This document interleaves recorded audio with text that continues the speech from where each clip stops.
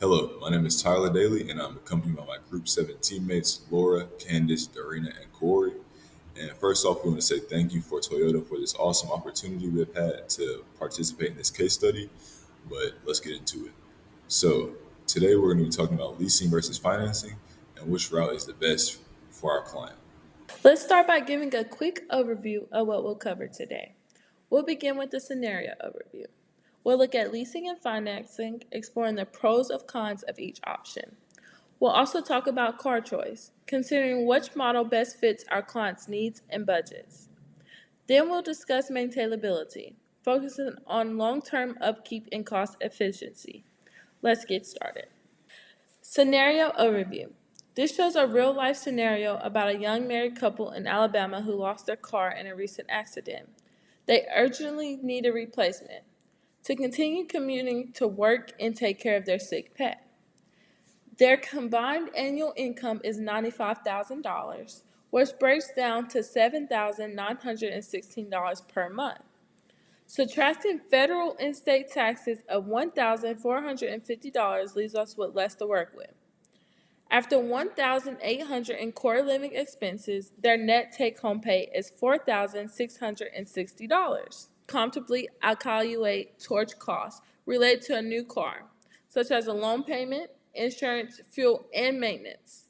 This disposable income gives us a clear picture of what they can afford, with $900 available for a down payment. We can now explore appropriate financing or leasing options that both meet computing and pet care requirements. Hello, my name is Tyler Daly, and I'll be going over the second part of the scenario overview for our group, which includes the assumptions we made in this case study.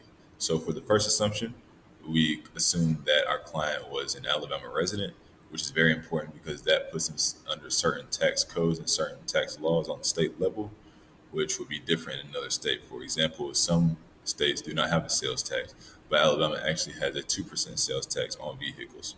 The next assumption was that our couple was on the younger side.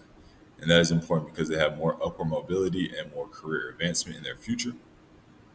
And we came to this conclusion through looking at the scenario overview we provided, which said that the couple had no dependents and they also stayed with their family, so they did not have any rent. So, next assumption was that the couple works for two different locations.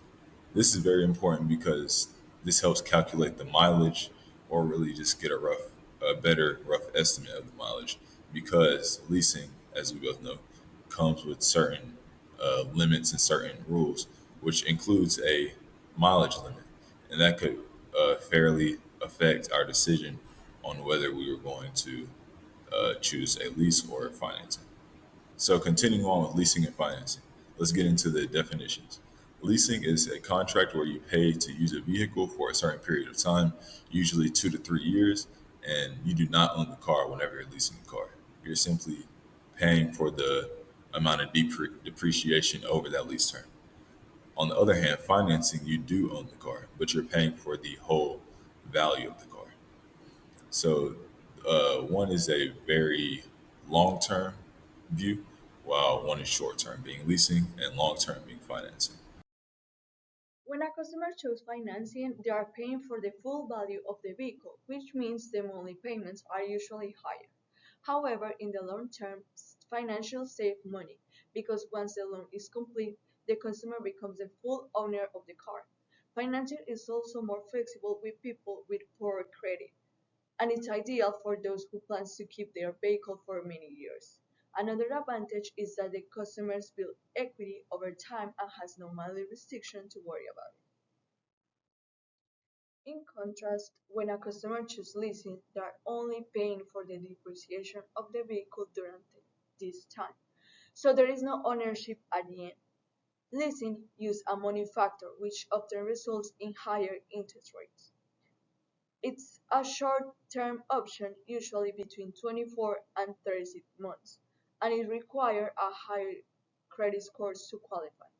One of the biggest limitations is the strict mileage limit, generally between 10 and 50,000 miles per year, and extending those limits leads to additional fees. That's why financial is better for customers who want a long-term value, flexibility, and ownership. while leasing is more sustainable for the short term, but requires a strong credit score. It's important to understand customers' needs to choose the best option for them. Hello, my name is Kaori Moses, and I am a sophomore finance major attending Alabama A&M University. Now, for my slide, I have the final decision, and we chose financing over leasing for our clients. Now, the reasons we chose financing over leasing is because the leasing normally requires a higher credit score, and our clients only have a 650 credit score. And also, the limitations on the mileage through leasing would be a would be a problem for our clients, specifically because you know they are both commuting to work, commuting back to work. They both probably have hobbies. They're both trying to go on dates together. Okay, for my second slide, I have the car choice. We chose a used 2023 Toyota Corolla that is currently priced at $2,500 with a mileage of 53,877 miles, and our client will finance it over 48 months at a 13.47% APR. Now, on the left of the screen, we see the total loan amount, which includes a modest, very modest sales tax of only $490. And our customer will do an upfront payment of $2,000, $2,774, and the remaining finance portion would come out to a total of $3,655. They would be paying $7,000 worth in interest. That will bring the cost up to $33,429. The monthly loan payments will be $638.65, which creates a 13.7% loan to income ratio, which is considered pretty manageable, especially for our clients here who are making pretty decent money. They're not too worried about paying off their houses. On the right, we have the recurring monthly costs, which will be the insurance, gasoline, maintenance on the car, which is simply not too much. $50 for insurance, $100 for gas, and then $50 on basic maintenance every month. And you're not going to necessarily have to do something to your car every single month. That money is really being saved for when they need to put money into that car. That brings the transportation cost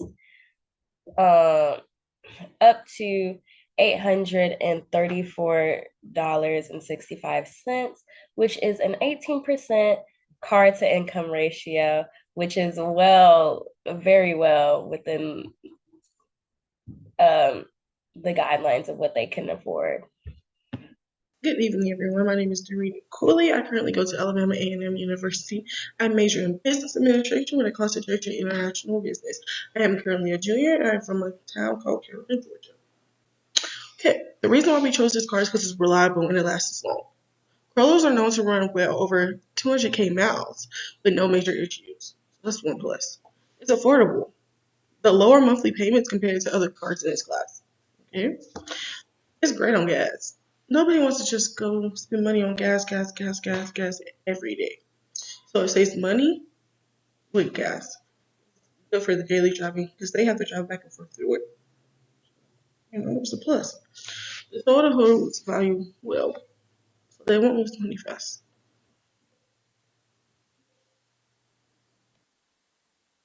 Okay, the maintainability slide. How does this fit your scenario for the short term and long term? Well, for short term, insurance, monthly or every 6 months.